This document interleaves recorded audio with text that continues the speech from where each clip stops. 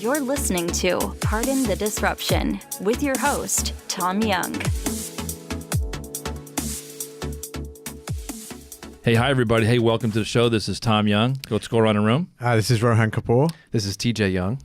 And today we have our fourth chair here. We have a special guest, Gus Begdish from IPsoft, sitting in for Bart Gallo. So, Gus, welcome to our show. Glad to be here. Awesome. Hey, so today we're going to talk about the topic of explainable AI. And explainable AI, to break it down, is trying to create a common understanding of how AI works and the decisions and the goal processes, everything around AI as we deploy it in the mainstream. So a common example is, we've used this before around the Google car. If there's a situation where the Google car, driverless car, using AI to navigate traffic, make left-hand turns, and avoid issues, when it comes across a dilemma, I can go this way or that way, both are bad choices. How does it make that choice, and how do we explain that? How do we explain the decision rationale? So let's have a little bit of a conversation about that, because we're all, at some level, very familiar with the topic, and sometimes we get too far away. We want to step back out and look at the mainstream, where people are at, because this affects the adoption levels. We're going to get into regulatory issues, legal issues, that are going to block the deployment of this technology if we don't help the world around us understand so we can explain how this works. It's a key topic among skeptics of AI, of automation more generally.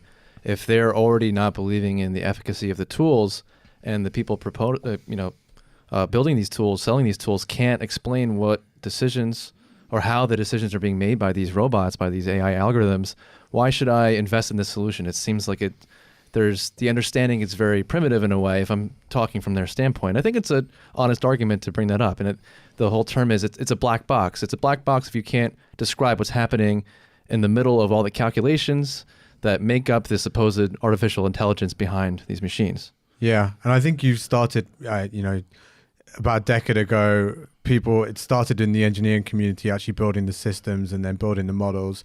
And now, as it starts to seemingly get closer towards widespread application among consumers, the question is getting closer. It's almost the last 10 years have been focused on building this stuff. And now it's like, wait a second, but what about autonomous driving? What about the decisions that are actually going to start to affect our lives? So in some ways, I think it's almost a signal that we've crossed the threshold and it's starting to get into the consumer applications. So Gus, at IPsoft, you guys have AI all over the place as part of your product and service offerings. So you must deal with this all the time, trying to explain to customers who are relatively well informed. But in general, you've been there several years. How long have you been with IPsoft? 6 years. 6 years. So you've been there for some time. Over the 6 years, what kind of conversations have you had when you try to explain the technology and AI behind some of the driving forces that IPsoft has? So the driver usually is what do you want to optimize? And in the case of AI, usually want to optimize the quality of the service, or you want to optimize how you use your people. So the goal is clear, and that's what you're optimizing. If we extrapolate to the example we just did, the thought experiment about the car, it's a lot more complicated in this case, because in this case, there's an AI developer, right, who's writing the software.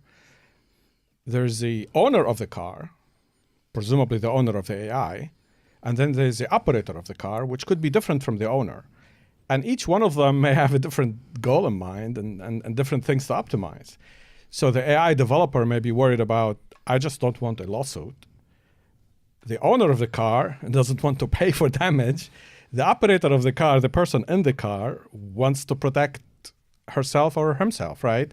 So let's extend the example and say, if she's a mom and she has a baby in the car, forget AI for now. If she's driving, this way I risk my baby and myself. This way I risk 10 people. Guess what? She'll probably risk the 10 people. Nobody will blame her. It's a reasonable decision from her point of view. But suppose AI is driving. What does AI do? What does it optimize? Risk for the owner of the car? Risk for, well, there's 10 people here and 2 people here. I'll risk the 2, not the 10.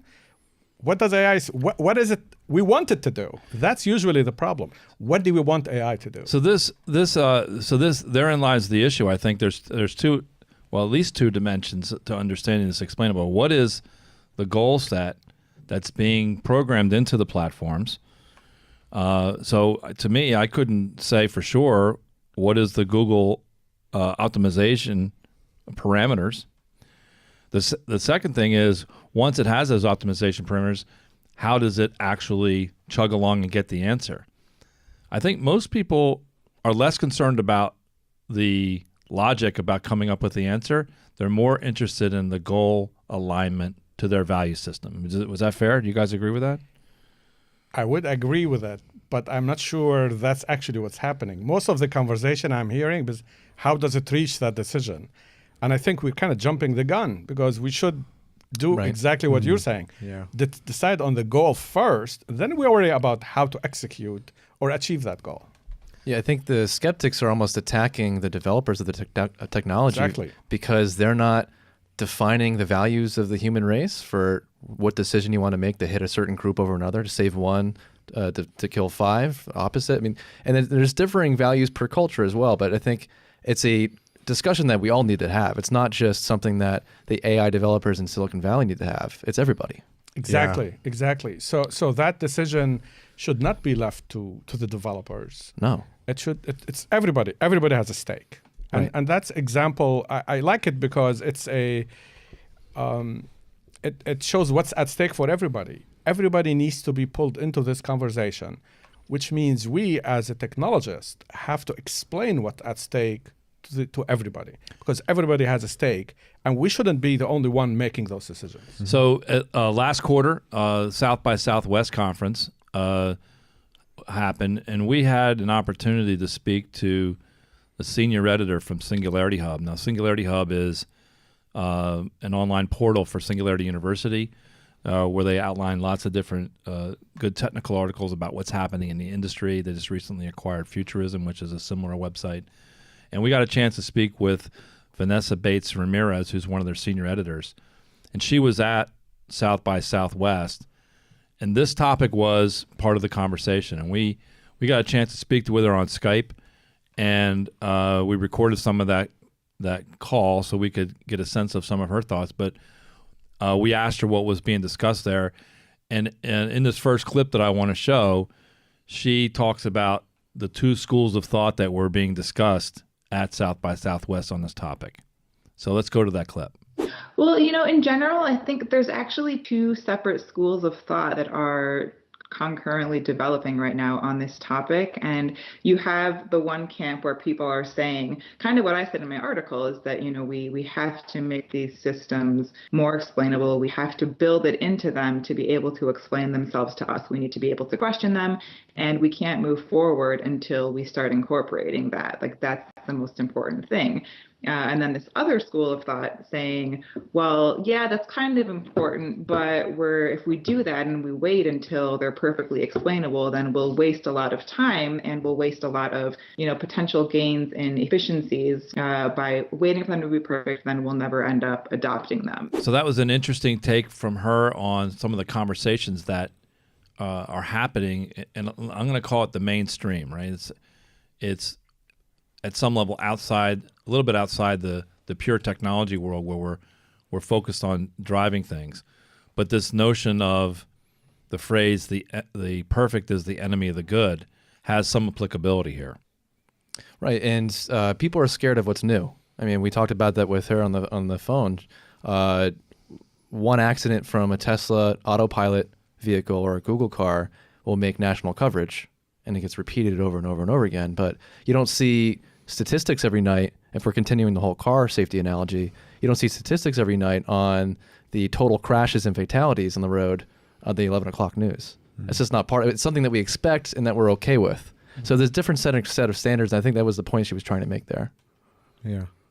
It's, I mean, I completely agree. I think the other interesting point to consider as well is, and she raised it in part of the discussion we have, is really thinking about the expectations that we put on some of the new technologies and AI in particular to be really superhuman. And bridging that gap between actually how well are we even able to understand our ethical value set, and by bringing all the people to the table, as you mentioned before.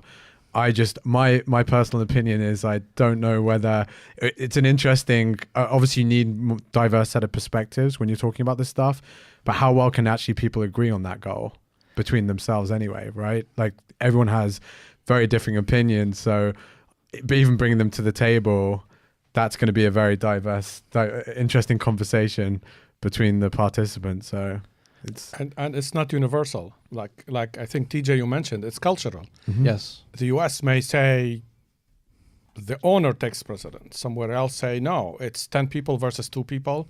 10 people takes precedent. Doesn't matter who owns it. Doesn't matter anything. So who's to say who's right and wrong here? It's based on your cultural and ethical values, which are not universal. And I think we're running out of time, because if the side that wins the initial part of this argument, the side that wants perfect explainable AI before we do anything, because we have to get it right. I mean, the self-driving cars, they're already safer than humans are, statistically. I mean, that can be proven. So at some point, they're going to get better and better and better, and maybe it's not good enough. I think the other side will come out. It'll be a political debate saying, hey, we could have saved all of these lives the past year, past 2 years, the past 3 years. Why aren't we acting? And I think you'll see, if it goes that way first, I think you'll see that debate. And then that will put a kind of an inherent implicit ticking clock saying we better define our values and get this right, because every year, thousands of deaths on the road. It's an issue affecting all of us, and it's not something we can just twiddle our thumbs and record podcasts all day. It's a real issue. But also just think of the current political discourse on just about any topic. To get the body politic, if you will, to agree on whether it's daytime or nighttime outside would be hard, let alone some of these more nuanced topics. Should I optimize the young over the old, the few over the many over the few? Should I allow FICO scores to affect my decisions? I mean, you can. Republican, Democrat on the road, which way do you go? No, but you can do these things. And so the issue is, should you? And then, again, what goes into the algorithm? So we had a talk we watched a while ago where a banking company, I think it was a Chinese banking company, venture capital firm, was using lots of information and AI to determine microloans and changing the whole economics of microloans. And it used, one of the parameters it used for that was the percentage of charge on your battery. That if you have a low percentage, you're more likely to be negligent and not keep your battery charged, so you're less likely to pay. That's real? Yeah. Yeah. It was the least important, but there was some still relevance in that. My point is, how do we know, if we let the machines just come up, that may in fact be a determining variable. Your point is, if you leave it to the black box and that's a variable it could use, and it could optimize the decision, but we don't want it to, it'll just do it if we don't make a decision beforehand. So think of the concept of search engine optimization, SEO. Right? When you know how it works, people game the system. Correct. Yeah. So if we know how the AI works, it'll game the system, and then you're going to be into, let's start gaming the value system and the protocols for what am I going to optimize.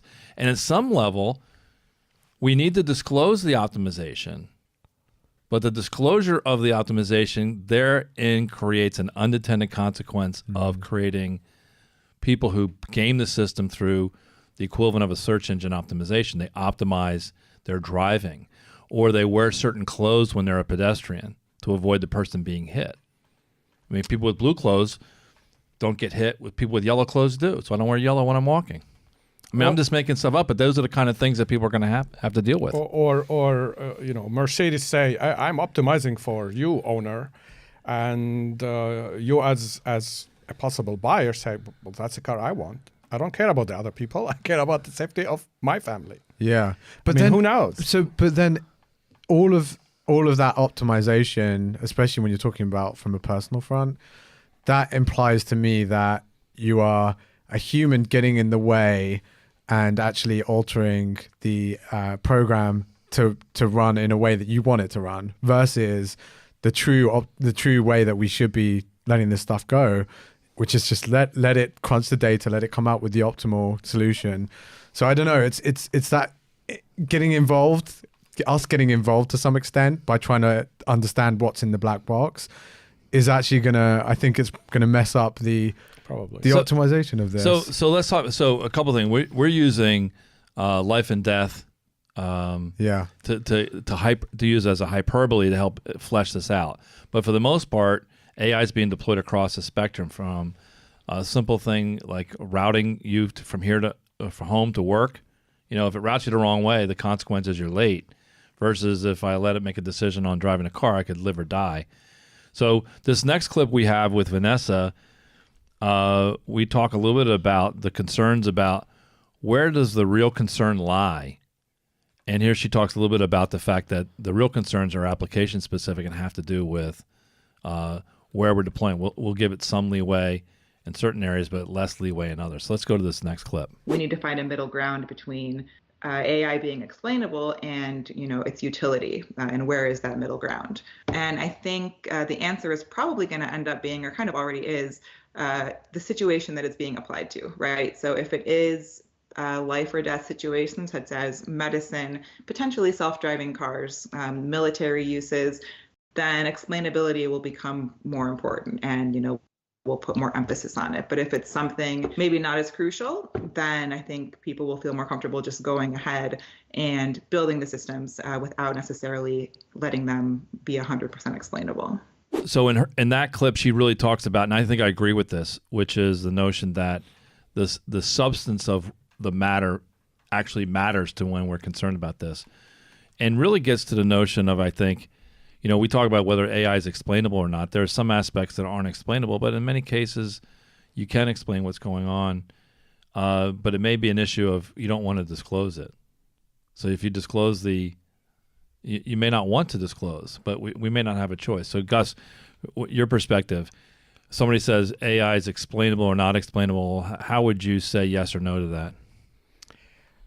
I think it depends on how we train it. Right.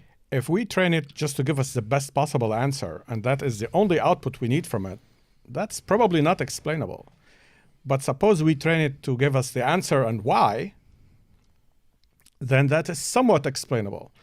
I mean, you can then ask the same question iteratively, but at some point, you have no answer. People are also not explainable. And the most important decisions we made are usually the least explainable. I mean, if you give me an engineering problem, I probably can tell you why. But if you ask me, like my son did, why did you select mommy to be your wife or vice versa? It's like, I don't know how to explain it. I mean, I give him reasons. She's beautiful, she's smart, she's funny, but a lot of women are beautiful, smart, and funny. I'm not attracted to them. It's not explainable. Some of the most important decisions we make are not explainable, and probably fundamentally AI would be like that as well, because you're not giving AI rules, you're giving AI past data, and God knows what's in that past data. We see that a lot with executive decisions because, one of the things we're working on right now is some work we're doing around a premise that fact-based decisions are superior to ones that are not fact-based or are based on gut or intuition. And I think it's probably generally right, but not absolutely right, meaning that there's probably times when the gut still gets something right. Mm-hmm. I just can't put my finger on it. But I see it a lot with executive decisions where if you challenge an executive decision with facts, they'll change the rules about how they interpret those facts to stick back to the original decision. They won't change no matter what. Mm-hmm. And something in their gut is telling them this is the way to go. Now, they could be right or wrong, and only time will tell in those situations. But I think we get into the notion of explainable AI versus not. It's not a binary thing. We can explain aspects of it. I think when you get into some of the details of artificial neural networks, it becomes very difficult to understand in a if that then this construct. But I think the thing that I am concerned about is understanding the implicit goal sets for deployed AI in production. And I get that, but do we need to be okay with not understanding it? I mean, the whole reason we're using these machines is so they can do things that we cannot. So why should we hold them to the same standards? Explain in English what you did. I mean, in some cases you probably could do that, but I think as these machines get more advanced, 10 years from now, 20 years from now, I don't know what they're going to look like. I think they're going to be beyond comprehension to the lay person. Yeah. And by design, because they're doing things that are out of scope for us. Yeah, there's a brilliant moment that depicts that exactly in the AlphaGo documentary. I don't know if people have seen it on Netflix, but if they haven't, they absolutely should. And it's a scene where you've got a control room. It's a research project for the company DeepMind that Google actually bought, and it's playing Lisa Doll, a champion at Go. And there's a control room of data scientists and software engineers, and they're monitoring everything that the deep learning program's doing, all the decisions it's making about which moves to move. And there's a moment in the film where everyone in the control room is like, what is it doing? It's made completely the wrong move, because they can see everything. And everyone's just like, oh, it's crazy, the program's going to lose. It ended up winning, and it won because it was thinking 5, 6, 7 steps ahead of humans. Thought it was a wrong decision, it was an error, but it wasn't, and they could see what was happening. It was like an unorthodox, almost like a crazy move that insane. A grandmaster would never do. Yeah. Well, it was a new strategy altogether that the humans have not devised. Yeah, exactly. So it stretches the border between, is AI simply just reusing the past to make future decisions, or is it actually creating something that did not exist before? Yeah. And that was blurring that question. Is clearly it invented a new Go strategy. Right. And by that was design. I don't know if it was design or accident, but it happened. Yeah. Yeah. I look, whether we realize it or not, this is happening around us, and whether you're comfortable or not is at some level academic, because it's going on with or without your consent. There will come a point in time, though, where I do think legal and regulatory frameworks will limit the adoption of this technology in its broadest sense for healthcare, for insurance, and other regulated industries, until we have a better conversation about the parameters of what we can and cannot understand, and the disclosures required about what is being optimized and how to validate the fact that that disclosure is actually accurate within the code. Only some governments will, though. That's the other thing. Yeah, it's in general, one observation I have is that political systems, politics, especially in democracies, are good for existing problems. They're not good for future problems. Even if you see them coming, it's really hard to come up with a consensus on how to prevent them. But once they happen, democracies are good at coming out to some sort of consensus. Non-democracies, it's more complicated. But that's another thing, is the problems that we're describing are not here yet. We see them coming, but nobody's really excited enough to go and call their representative, you've got to pass this bill. Yeah. That's not happening because the problems are not here right now. So I've got a question for you guys. So do you think the topic of ethical and explainable AI in the West is going to diminish or be overlooked when they see countries potentially in the East not asking the same questions and seeing the results of not the positive results of not asking those questions? Do you think it's going to be a case of, well, they're not looking at it and they're developing a drug that the humankind has never even seen before, or a weapon, yeah, and that's happening already. I mean, when President Putin, for example, says whoever wins the AI race will dominate, I mean, you could see the priority right there. Yeah. And the danger is to create a race to the bottom. The bottom here meaning forget security, focus on functionality. I just want the most functional AI, and let's not worry about security now. It might get to a point where, oops, we screwed up. Yeah. We really hurt ourselves by prioritizing functionality over security instead of thinking or prioritizing both of them at the same time. So that's a real danger, especially because some economies, some political systems will prioritize dominance. So power. Sam Harris did a talk on TED around the evolution of AI in our systems, and it was more of a conceptual, and I highly encourage people to listen to that. We can put the TED link in our show notes. But the race to good and effective is an easier race to win than the race to right or correct and safe. Mm-hmm. So the safe, controlled deployment is a harder road to travel. Therefore, the other road will get traveled, whether with or without our consent. But I think we would do ourselves well, at least to introduce in our conversation politically and socially and economically some of these issues to see if there even is a consensus. I think we talk about this as if we could get 50 people or 100 people or 1 million people in a room together and even agree on it if we had the framework to implement it. And I think you're going to find that we couldn't, even if we had the frameworks to do so. But I think we owe it to ourselves, collectively and individually, to have a point of view on this. Mm-hmm. So let me ask you, and let me go to this clip, and then I'm gonna ask you guys the same question that I asked Vanessa when we were wrapping up our interview with her on Skype. And the question I asked her is, are you bullish, bearish? Where do you see all this stuff? And she describes herself a little bit as a skeptic. So let's go to this last clip with her.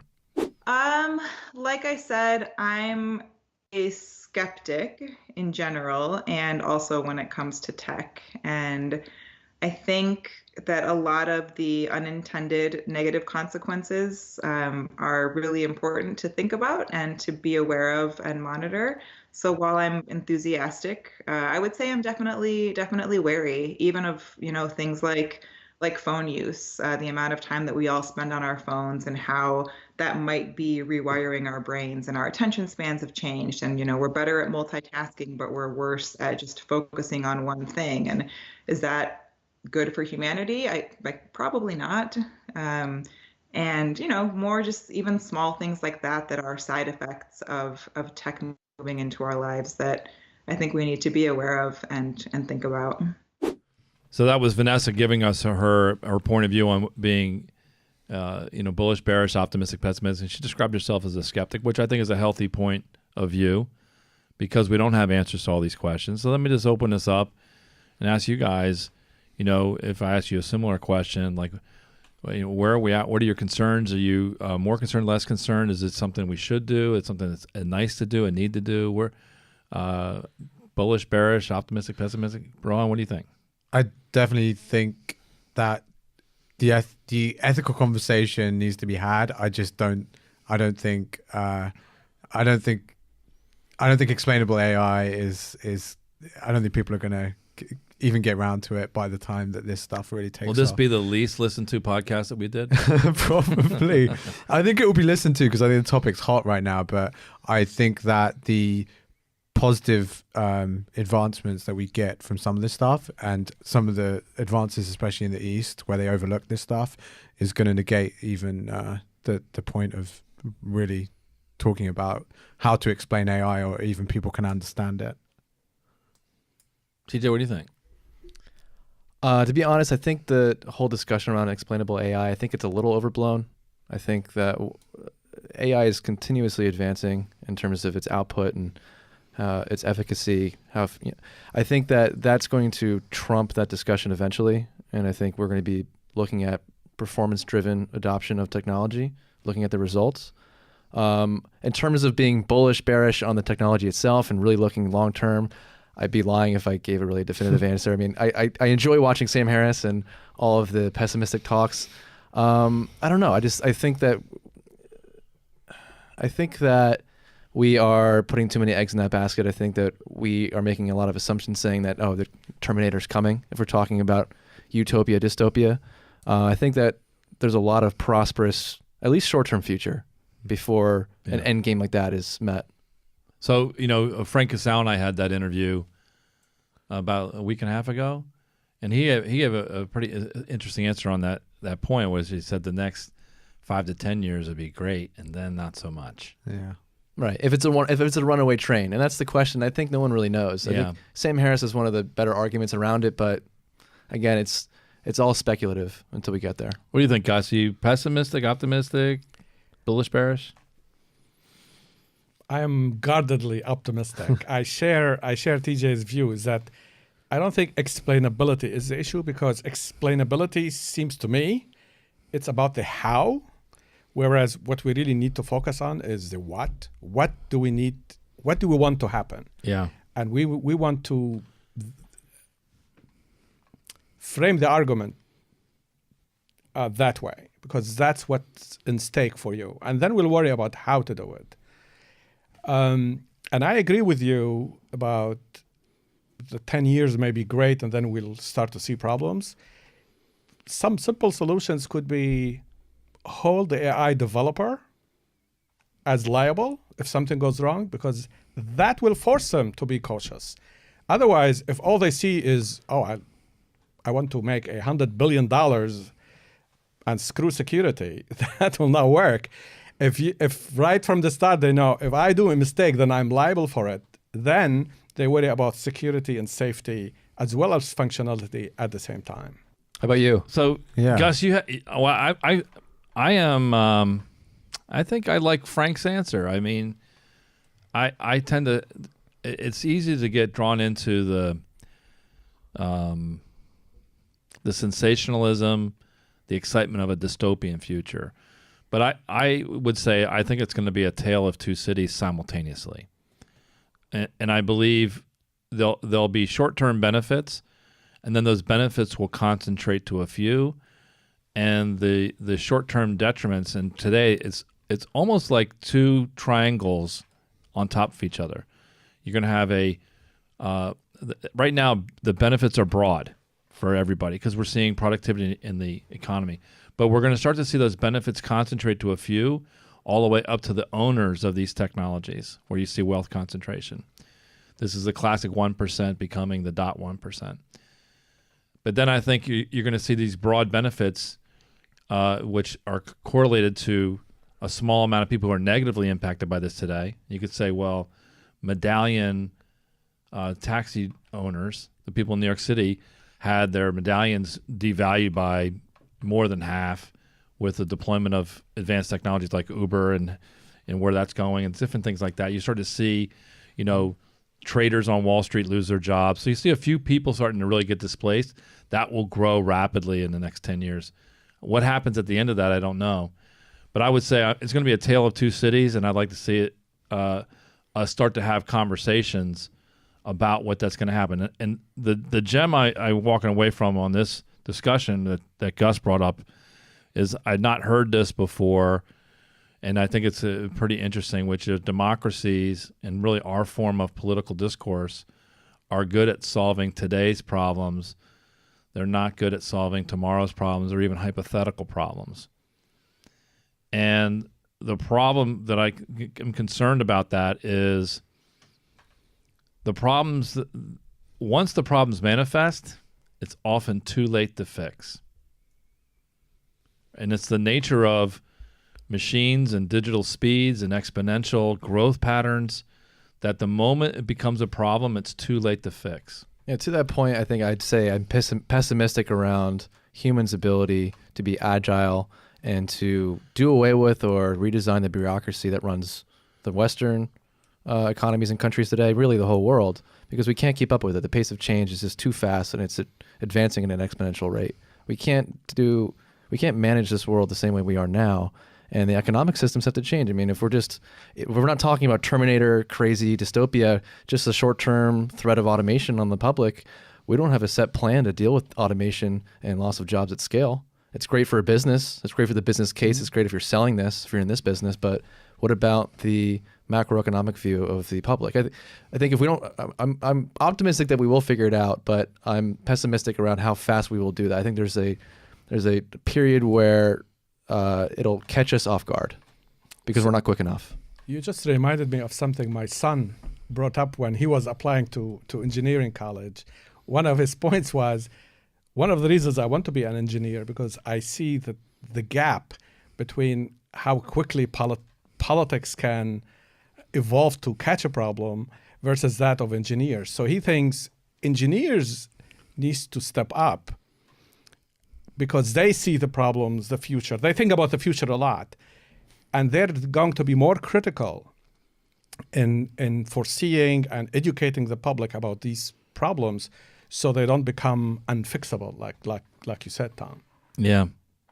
Well, for those people who know me, I'm also involved in politics, and I would lower your expectations about what to expect out of that.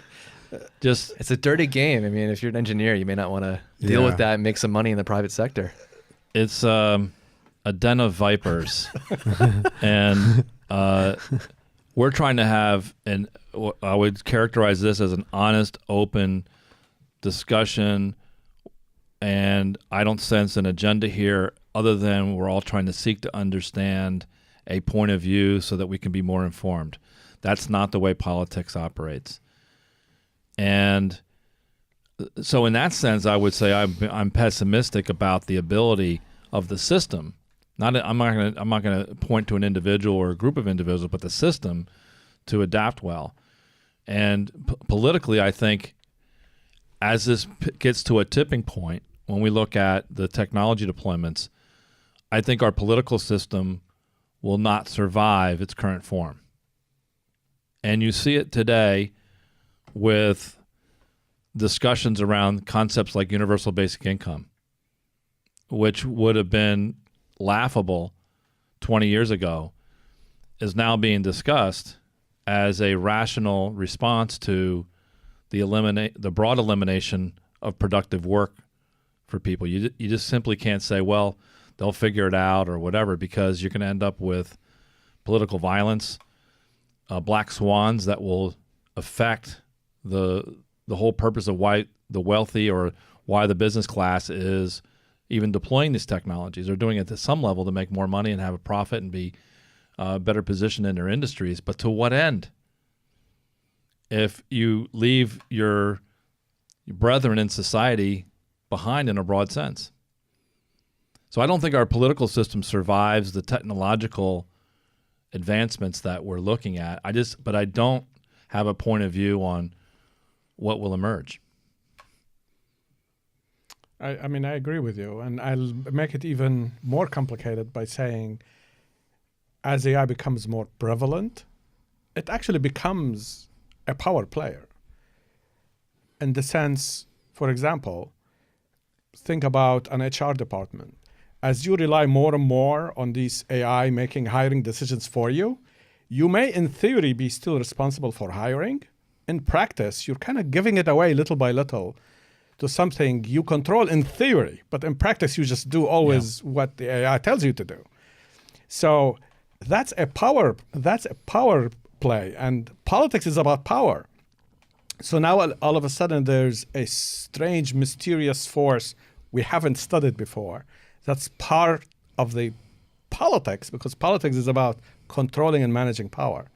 So I totally agree. The current political system will change because there's additional intelligences now getting into the game that we don't know what they're going to look like. It's an interesting discussion, the HR example. I mean, at what point do we fire the elevator operator? Like, I think the elevator works fine on its own. We don't need you anymore. You're just watching this thing. Exactly. But the American dream, if we're talking America as the example, it's about coming here and earning a living and working for a wage, 40-hour work week. It defines our culture. I mean, we're the epitome of capitalism. And if that changes, if we're not going to keep up and create new jobs that are all artistic and fast enough to keep up with the level of automation, we have to rethink what society is. Mm-hmm. Absolutely. Yeah. It's the American dream is no longer. I mean, it's not going to stay like that forever. Yeah, but there's two vectors here, right? So one vector is as you automate more, there'll be less and less jobs. But we're forgetting the other side, the vector in the opposite direction, which is as you automate more, things become cheaper and cheaper. So which one will win, and can we keep them in the right balance? That's the question. That's really the problem we have to. Here's the issue, Gus. You have a saturation point on consumption. You can drink one bottle of wine a day. You can eat one steak a day. You can't eat 50 steaks or drink 50 bottles of wine. So no matter how cheap, if it's free, it's not going to change my consumption parameter, right? So in a world of abundance, price points are just signals, but they don't affect the macro outcome. And again, in that sense, I don't see our political system being able to deal with that. Automation, AI, all contribute to a world of abundance, in theory. Right. It's interesting that that's not the initial conclusion. You'd think if you look at a macro point of view, say, hey, you're a nation. We're going to get rid of 60, 70% of your work and everything's going to be cheaper. It sounds like a utopia. But when you talk about these microeconomic conditions, you look at the individual, he's cast away. He has no income. He can't earn a wage. He's in poverty. So at a macro level, it seems like it's great as a society, but you look at the individual, unless the system changes, it's bad for them. Bad for the 80%. Especially with new generations coming through, their purpose is their job, what they do on a daily basis. You take that away from them, that's their wealth. Actually, I'm more worried about that aspect of it than the economic. The economic can be solved. There are already ideas, universal basic income, etc. But suppose there's a lot of physical abundance. Most people, if you ask most people to introduce themselves, they usually start with their name and then what they do. Okay, the name stays. What they do goes away. Then what? What would humans do? Would they become all drunkards and would they find some other purpose? That I'm more worried about that piece of it in the long run. In the short run, I am worried about economics and so on. I'm TJ and I watch Jeopardy reruns. What do you? So I would tell you that I've had this point of view that the end of our political system is upon us, this generation. I can't say when, but this generation. And at first there's an anxiety level that you go through when that's the case. But I would say at the end of the day, that point of view has been, for me at least, highly liberating. In the sense that I don't worry about the things.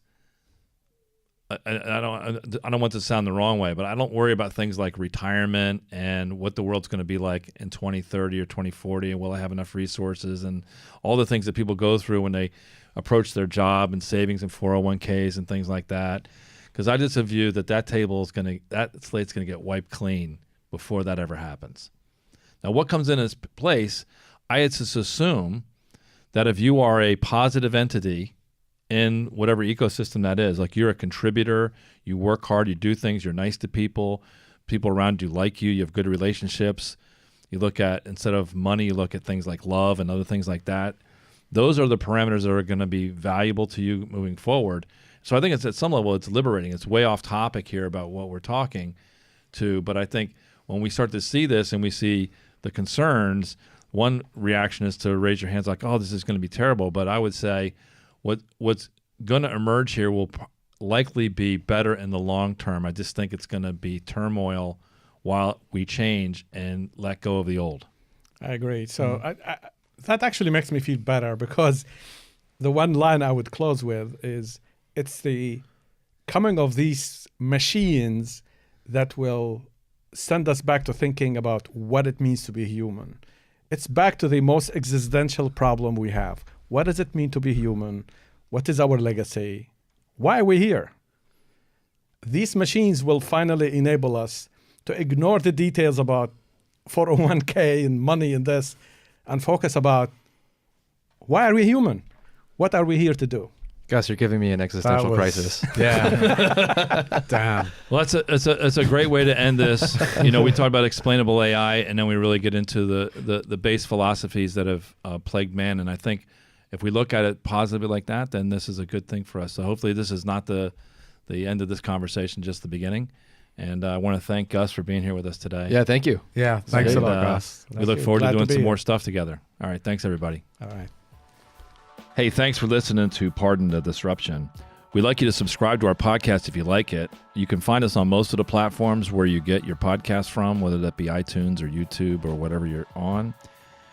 We also want some feedback. Which shows do you want us to cover? What do you like? What do you not like? So that we can do this. We're doing this for you. We're not doing this for anything else. So please subscribe and give us some feedback. Thank you very much.